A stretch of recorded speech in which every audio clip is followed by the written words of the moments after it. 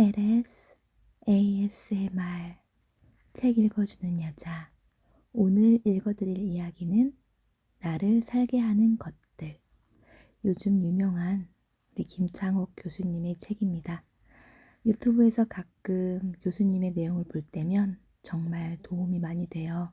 여러분들도 공감하실 겁니다. 우리가 커피를 마시는 진짜 이유. 사람은 충전이 필요합니다.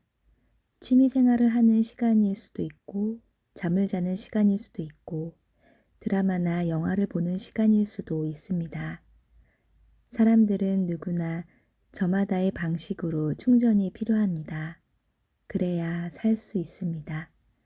주변을 둘러보면 커피를 마시지 않는 사람이 거의 없는 것 같습니다. 출근하면서 한 잔 마시고, 점심 먹고 한 잔 마시고, 퇴근 전에 또 한 잔을 마시는 직장인도 많습니다. 그들에게 커피를 마시는 행위와 시간이 곧 충전이라는 생각이 들었습니다. 여기저기 생기는 카페들과 그곳에서 커피의 향과 맛을 찾는 사람들. 그런 커피는 저는 최근에서야 조금씩 마시기 시작했습니다. 그동안 사람들로부터 왜 커피를 마시지 않았냐는 이야기를 자주 들었습니다. 업무 미팅을 할 때나 지인을 만날 때 커피를 마시지 않는다고 하면 다들 한마디씩 물으며 궁금해합니다. 카페인이 안 받는 체질이냐, 커피 맛을 모르느냐, 속이 안 좋느냐. 예전에는 그런 질문을 받으면 나름의 핑계를 대거나 화제를 돌리며 넘겼는데 최근에는 정말 나는 왜 커피를 마시지 않지? 라는 질문을 스스로 해보았습니다. 커피를 마시지 않는 이렇다 할 특별한 이유가 없었기 때문입니다.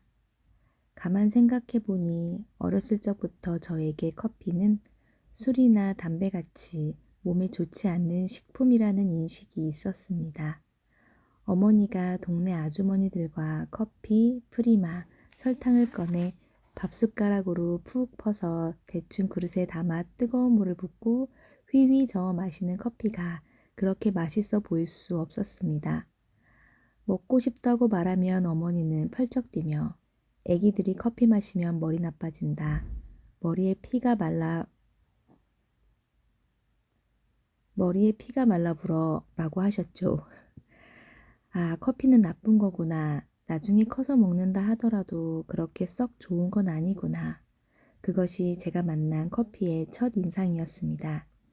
거기까지 기억하고 나서 더 생각을 이어나갔습니다. 비단 어린 시절 생긴 부정적인 인식 때문에 커피를 마시지 않는 것일까? 내가 커피를 마시지 않는 이유가 이것이 다일까? 아니었습니다. 번개처럼 암이 찾아왔습니다. 커피 탓이 아니었습니다. 저는 커피를 마시는 여유로운 시간을 어색해하고 두려워하는 것이었습니다. 저는 커피를 싫어하는 것이 아니었습니다. 제가 어색해하고 낯설어하고 두려워한 것은 커피를 마시며 생기는 잠깐의 여유였던 것입니다. 사람들은 다양한 이유로 커피를 마십니다.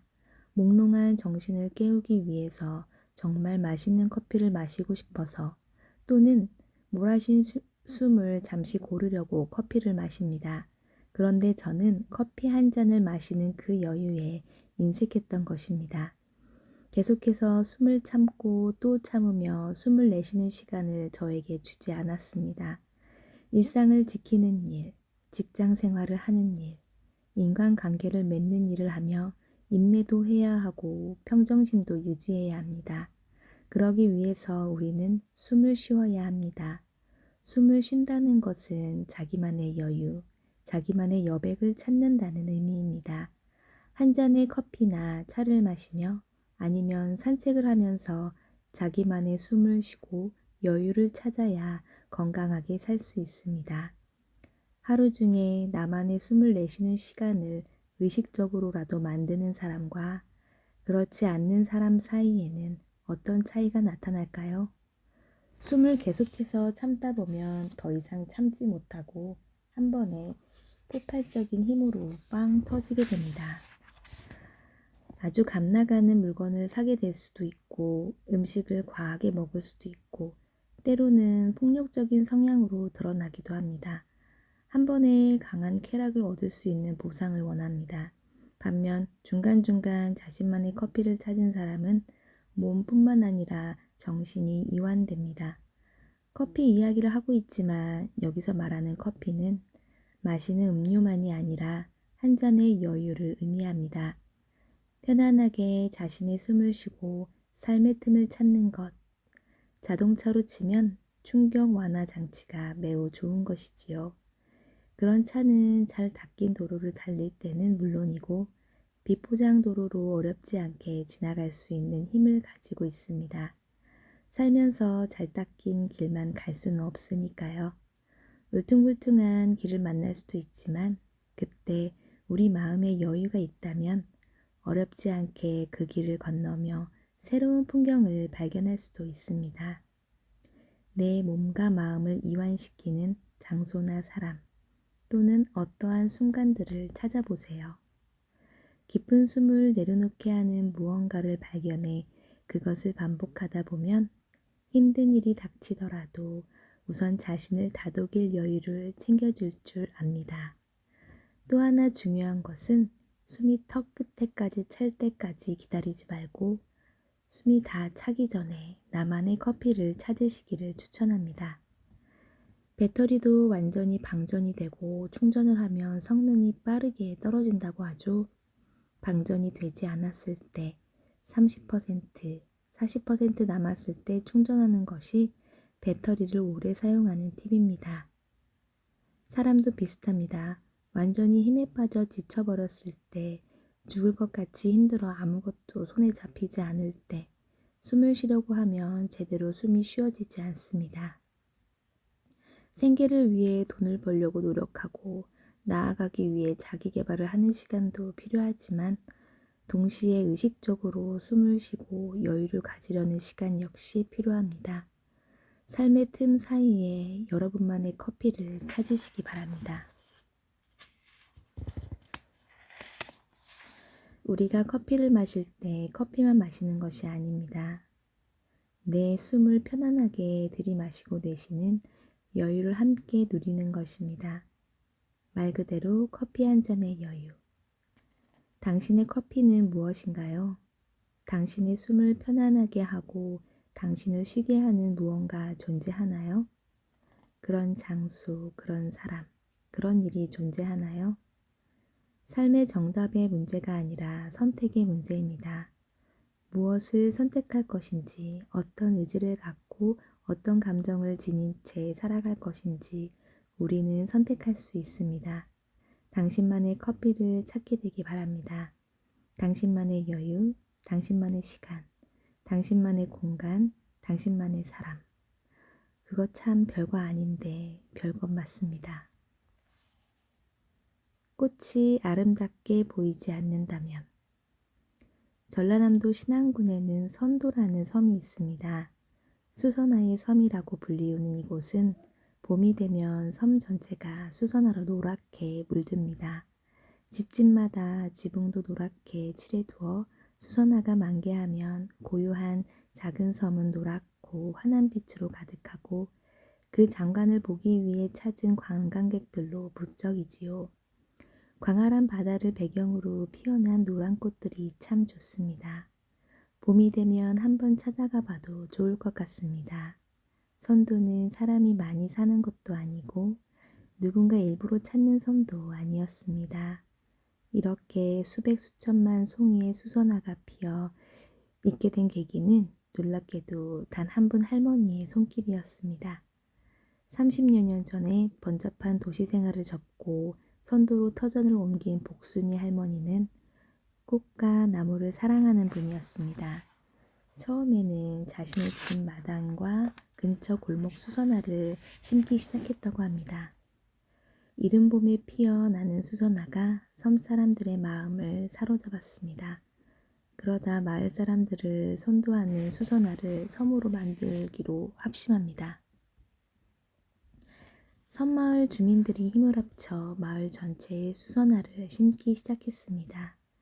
꽃이 번지고 번져서 섬 전체에 가득해졌고 사람들이 하나둘 찾아오게 되었습니다. 수선화 꽃 축제가 열리고 수선화 구근을 판매하며 섬 전체에 활기가 넘치게 된 겁니다.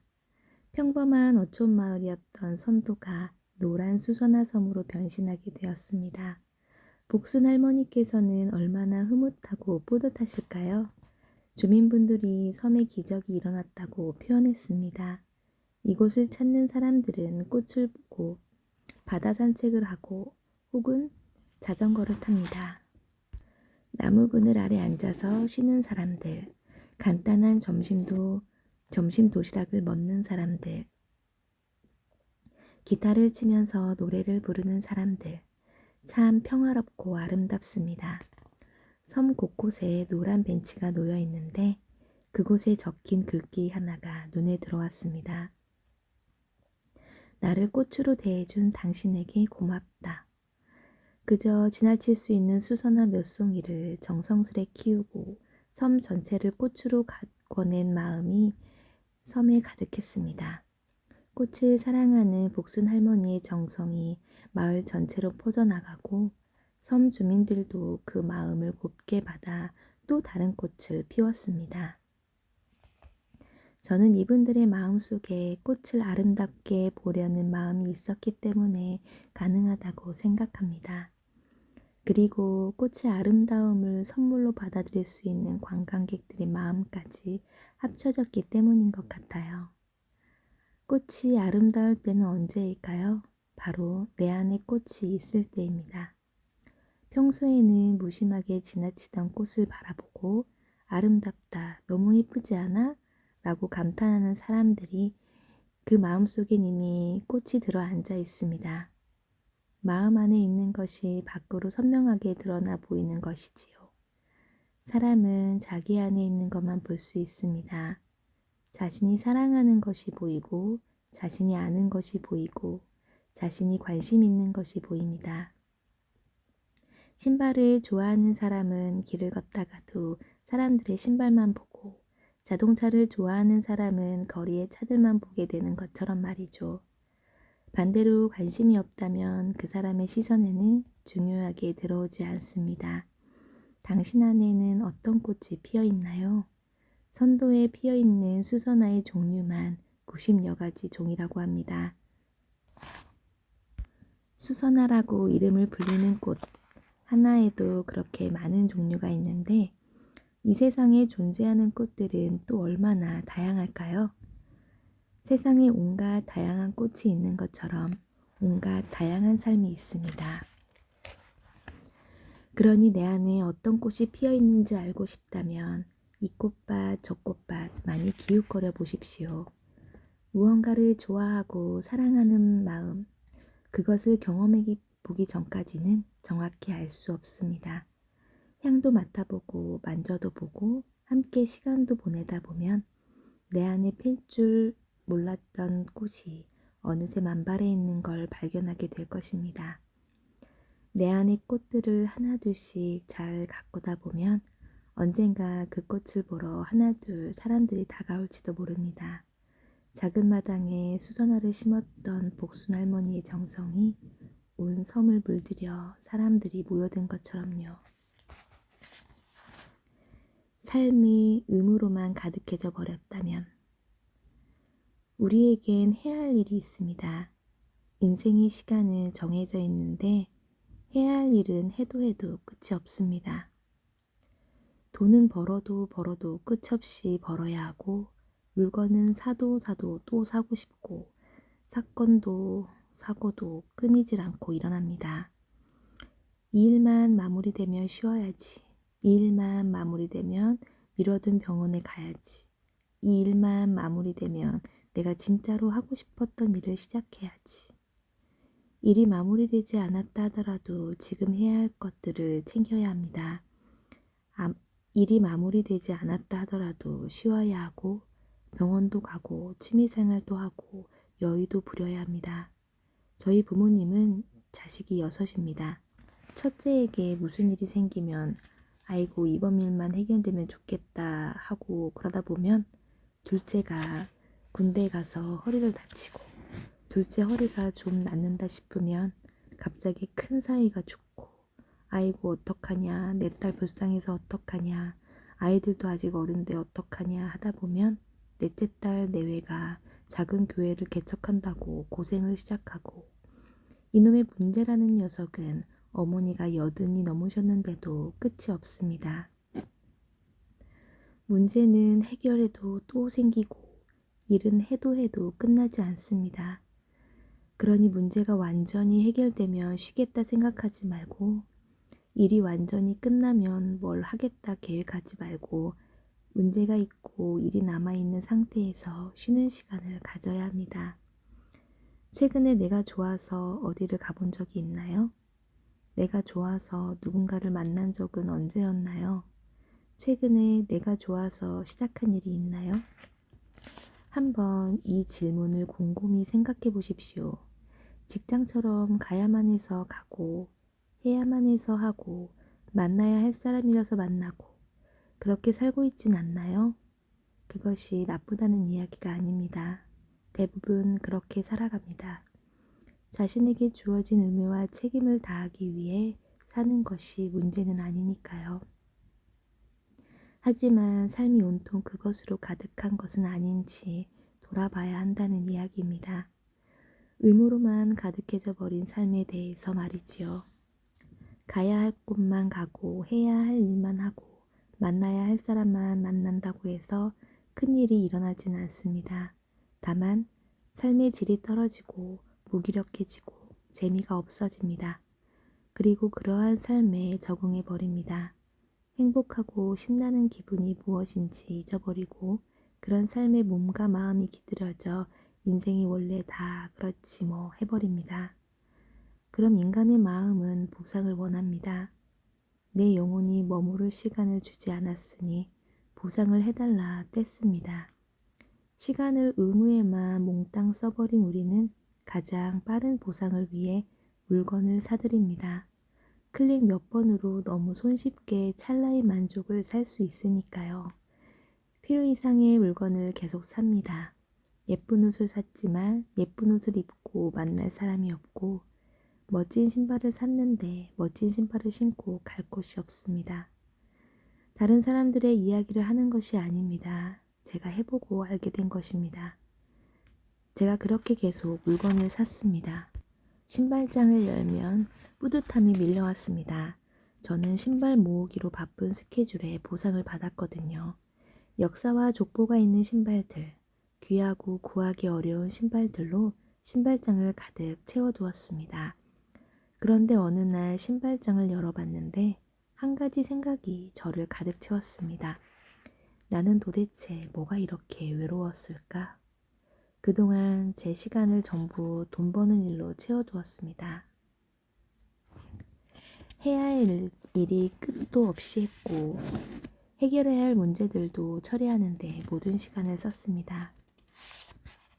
강연을 20년간 해왔습니다. 그렇게 오랫동안 한 일이면 쉬워질 법도 한데 매번 힘에 부칩니다.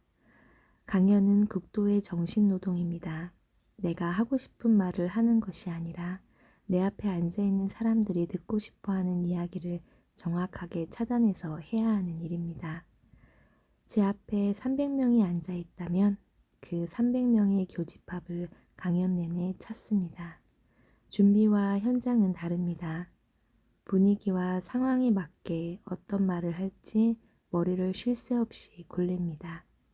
참으로 고된 일입니다. 물론 행복한 순간도 많습니다. 생계를 위해 하는 일이기도 하지만 즐겁지 않았다면 이렇게 긴 시간 동안 해오지는 못했겠죠. 하루에 3번, 4번 강연을 하고 다음날 일어나서 또 같은 강연을 하고 이렇게 강연을 하는 일정 속에서 어느 순간 제가 귀에 이어폰을 꽂고 핸드폰을 보며 밥을 먹고 있다는 사실을 발견하게 되었습니다. 맞은편 자리에 매니저가 앉아 함께 식사를 하고 있는데도요. 상대에게 미안하다고 양해를 구하지도 않고 그럴 생각조차 하지 못하고 있었습니다. 반복된 강연으로 더 이상 말 자체를 하기 싫으니 입을 닫고 관계를 닫고 어느 순간 제가 그러고 있었습니다. 저는 사람들에게 저처럼 살라고 말하고 싶지는 않습니다. 그리고 저도 이제 그렇게 살고 싶지 않습니다. 자신이 뭘 좋아하는지 생각하지 않고 나이가 들어버리면 영영 뭘 좋아하는지도 모르게 됩니다. 그렇게 노인이 됩니다. 하고 싶지 않아도 해야 할 일만 합니다. 왜요? 그것이 습관이 되어버렸으니까요. 그래서 좋아하는 것이 어색해집니다. 좋아하는 것, 삶은 사람처럼 느껴집니다. 아닙니다. 이제 좀 행복하셔도 괜찮습니다. 행복을 너무 낯설어 하지 마세요. 인생은 그렇게 길지 않습니다. 저는 사람들에게 권하고 싶습니다. 꼭 시간을 사세요. 그러려면 돈도 필요하지요. 일을 하고 노력해서 번 돈으로 시간을 사세요. 그리고 그걸 슬프다고 생각하지 마세요. 굉장히 숭고하고 대견한 일입니다. 시간을 사서 내가 하고 싶은 일에 마음껏 쓰십시오. 저는 이제 조금씩 변화된 삶을 살고자 합니다. 그래서 노력하고 있습니다. 그 노력의 과정을, 그 다짐의 순간들을 강연을 통해, 책을 통해 작은 장작 하나로 사람들 앞에 내어놓습니다. 김창욱도 이런 고민을 하네. 나처럼 생각하는 사람이 저기에도 있네. 나도 몸부림을 치고 있는데 그런 사람이 나 혼자만이 아니네. 라고 알 수 있도록 말입니다. 그의 다짐과 노력도 장작 하나가 되겠지요. 장작들을 다 같이 모아놓고 불을 붙이면 타닥타닥 잘 타오르는 모닥불이 될 것입니다. 장작이 하나면 작은 바람 한 줄기에도 금방 사그라지겠지만 여러 개가 함께 했으면 서로의 열기에 의해 웬만한 바람에도 끄떡없이 활활 타오릅니다. 해야 할 일이 아니라 하고 싶은 일을 하는 데에는 그만큼의 큰 의지가 필요합니다. 서로에게 의지하며 불꽃을 꺼뜨리지 않으려고 노력해야 합니다. 저도 여러분들에게 그런 장작이 되고 싶습니다. 사는 게 내 맘 같지 않을 때. 저는 성악을 전공했지만 성악을 못합니다. 왜냐하면 저는 노래를 좋아했지만 사람들이 제 노래를 좋아하지 않으니까요. 이제는 웃으면서 이야기하지만 저에게는 참 슬픈 이야기입니다. 대학을 졸업하고 10년이 넘는 시간 동안 동기며 선후배 모두 만나기 싫었습니다. 노래를 잘하는 사람일수록 외국에 나가 활발히 활동하는 사람일수록 만나기 싫었습니다. 그 사람들을 보면 나는 패배자라는 느낌을 받았기 때문입니다. 나는 실패했구나. 같은 학교, 같은 과에서 같이 공부했는데 나에게도 기회가 있다고 생각했는데 너무 잘하고 싶은 걸 못할 때, 가지고 싶은 걸 가지지 못할 때, 이루고 싶은 걸 이루지 못할 때 인간의 슬픔은 이럴 때 찾아옵니다. 저는 성악을 잘하고 싶었습니다. 너무너무 잘하고 싶었으니까 슬프고 간절하니까 슬펐습니다. 그런데 어느 날 친하게 지내던 친구가 이태리에서 공연을 하는 영상을 우연히 유튜브에서 보게 되었는데 노래가 너무 좋았습니다. 야, 역시 얘는 노래를 진짜 잘해. 감탄하는 순간 알게 되었습니다. 아, 내가 괜찮아졌구나. 이제는 좋아하는 노래를 할 수 있는 상태가 되었구나. 내가 정말 좋아졌구나. 자본주의 세상에서 성공은 그 사람이 위치한 자리와 소유한 것들로 판가름이 납니다. 높은 자리에 있거나 경제적으로 많은 것을 누리는 사람들을 보고 우리는 성공했다라고 말합니다. 요즘은 사람들이 생각하는 성공의 기준이 다양해졌는데 저는 여전히 자본주의 기준대로 나 자신을 보고 있습니다. 그리고 거기에 대해서 내가 사랑하는 존재들에게 인정받아야겠지만 성공한 삶, 소중한 사람이 될 수 있다고 생각했습니다. 정말 못한 것은 안타까운 일이긴 합니다. 하지만 아쉬움으로 잘 소화시켜야 합니다. 나의 존재를 계속해서 갉아먹게 놔두지 말아야 했습니다. 정말 좋아하면 핑계를 대지 않습니다. 사랑은 그럼에도 불구하고 하는 것이니까요. 이런저런 핑계로 하지 않는다면 그것은 딱 그만큼 사랑했던 것입니다. 잘못이다. 더 사랑했어야 했다가 아닙니다. 내 사랑의 정도를, 그 사실을 정확히 인지하는 것입니다. 저 역시 노래를 이런저런 핑계를 대며 놓아버렸습니다. 진정한 사랑이 아니었던 거죠. 저에게는 이런 마음이 있었습니다. 내가 이것을 잘하지 못했으니 나는 실패자고, 나는 삶으로부터 거부당했고, 나는 소중하지 않다. 이런 말도 안 되는 생각의 고리를 깨면서 엮어나갔습니다. 그러니 나와 함께 했던 사람, 하물며 나보다 늦게 시작한 사람이 더 잘하고 더 잘 되는 것을 보면 마음이 무너졌습니다. 부러움이나 질투와는 조금 다릅니다. 그들의 성공에 저의 실패를 증명하는 것처럼 느꼈습니다. 누군가 이런 말을 했습니다. 메시지가 싫으면 그 메시지를 전해준 메시지를 미워하고 공격하게 된다고요. 노래를 잘하는 사람을 보고 나 자신을 보면 그 사람이 미워졌습니다. 불편하고 싫었습니다. 하지만 이제는 잘하는 노래를 들으면 행복해집니다. 그 사람에게 감사하게 됩니다. 저는 그에게 수혜를 받게 되는 것이지요. 너무 좋다, 너무 좋다. 삶을 감탄합니다. 당신이 처음에 하고자 한 것이 잘 되지 않았다 하더라도 당신은 소중합니다. 그러니 음악을 시작했는데 음악으로 자리 잡지 못해도, 건축을 전공했는데 건축일이 업으로 삼지를 못해도, 평생 사랑하고 싶은 사람이 있었는데 그 사랑이 이루어지지 않았다 하더라도 우리의 가치가 깎이거나 상하는 것이 아닙니다. 아쉽고 슬프고 안타까울 수는 있지만 그렇다고 우리 존재가 하찮아지지는 않는 것입니다. 실패한 것이 아닙니다. 제가 오랜 시간 스스로 실패자라 생각했던 시간들을 떠올리며 제가 아끼는 많은 분들께 이 말씀을 꼭 해드리고 싶었습니다. 열심히 살고도 서러운가요? 제주하면 아름다운 바다가 먼저 떠오릅니다. 청록색부터 검푸른색까지 제 짧은 어휘로는 다 담을 수는 없는 바다 색깔을 매일 눈에 담고 살아 참 행복합니다. 하지만 여행자의 시선이 아닌 생활인의 시선이 되면 아름다움을 넘어 사정없이 매서운 위험도 함께 보이기 시작합니다. 제주에서 생활하다 보면 해녀 체험을 하러 오는 관광객을 종종 보곤 합니다. 체험비를 내면 실제 해녀처럼 잠수복을 입고 바다에 들어가 뿔소라, 보말, 잘하면 전복까지 따올 수 있습니다. 하지만 저는 제주에서 여행자로 사는 것이 아니었습니다. 뿌리를 내리고 싶은 사람으로서 제대로 된 물질을 배워보고 싶었습니다. 물질은 배우고 싶다고 쉽게 배울 수 있는 것이 아닙니다. 제가 아무리 제주의 태생이라 해도 아직 외부인의 옷을 다 벗지는 못했죠. 해녀학교도 거쳐야 하고 어촌계에서 저를 받아주어야 가능한 일이었습니다.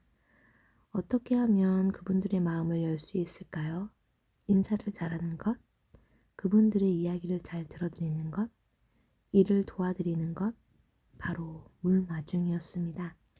해녀의 물질은 간단합니다. 옷을 갈아입고 장비를 챙겨 바다에 나가 5시간, 6시간 물질을 하고 들어오죠. 주로 해삼이나 뿔소라가 잘 잡히는데 많이 잡으면 한 번에 50kg씩 가지고 옵니다. 보통 해녀의 평균 연령이 60, 70대입니다. 대여섯 시간씩 물질해서 캐내온 해산물을 물 밖으로 가지고 나올 때 몇 가지 악조건이 있습니다. 첫 번째는 무겁습니다. 두 번째는 미끄럽습니다. 세 번째는 지쳐 있습니다. 바다의 끝은 백사장만 있는 것이 아니에요.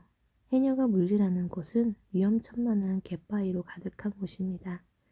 물속에서 사고가 나는 것보다도 지쳐있는 몸을 끌고 바다에서 나올 때 어마어마한 무게를 이기지 못하고 미끄러져 큰 사고가 일어납니다.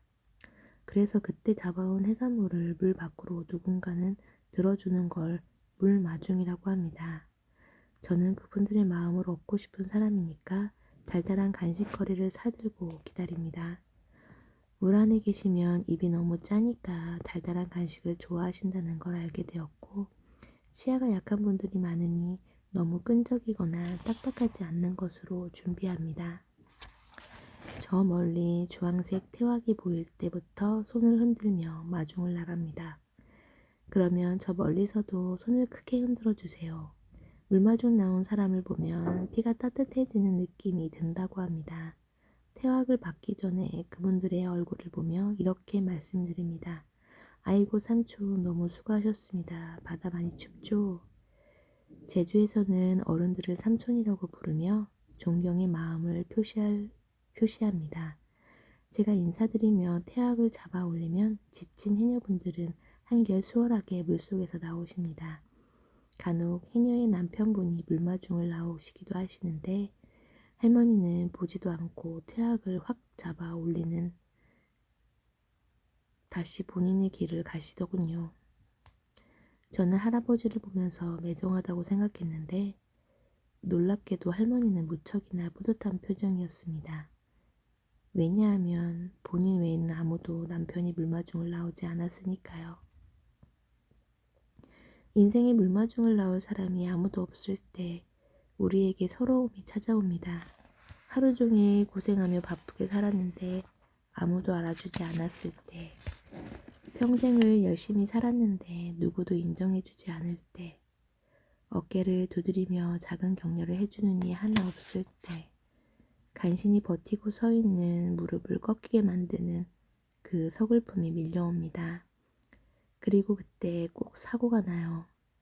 짊어진 짐은 무겁고 세상은 미끄럽고 나는 지쳐 있으니까요. 오히려 긴장하고 살 때는 사고가 잘 나지 않습니다. 바쁜 일을 끝나고 힘들었던 일이 얼추 마무리되고 큰일이 지나갔을 때 여유가 조금 찾아와 이제 긴장을 조금 풀어볼까 할 때 몸과 마음에 병이 찾아옵니다. 수없이 숨을 참고 차디찬 바닷물 속을 들어갔다 나왔다 하며 지쳐있는 해녀 삼촌들처럼 어느 날 우리 등 뒤에 커다란 짐이 지어져 있는 걸 발견할 수도 있습니다. 그 무거운 짐을 잘 내려놓을 수 있도록 물마중을 나와주는 이가 당신에게는 있나요? 또는 당신은 누군가에게 물마중을 해주고 있나요? 아유 추운데 얼마나 수고가 많았어. 힘들었겠다. 얼른 들어가서 밥 먹자. 같은 말을 들을 수 없을 때 우리는 슬프고 억울한 마음이 듭니다. 너무 버거운 짐을 지고 걷고 있는 이를 보게 된다면, 자칫하다 미끄러져 넘어질 것 같은 이가 곁에 있다면 작은 마중으로부터 시작해 보십시오. 아내나 남편, 자녀 또는 직장 동료나 친구들에게 오늘 하루 어땠는지, 힘든 일은 없었는지 말을 건네는 것, 혹은 그저 곁에 있어주는 것만으로도 커다란 위안이 될 수 있습니다. 그 작은 물마중이 누군가에는 큰 사고를 막아줄 수 있을지도 모릅니다. 혹시 아무도 나에게 마중을 나와주지 않는더라도 스스로 격려를 아끼지 마십시오. 든든하게 밥 챙겨 먹고 나에게 좋은 것을 주고 살아가느라 애쓴다고 자신을 다독여주기만 해도 우리는 또 하루 살아갈 수 있는 힘을 얻을 수 있습니다. 고된 하루의 노동 끝에 따뜻하게 피가 도는 느낌을 받을 수 있을 겁니다. 여러분, 잘 자요.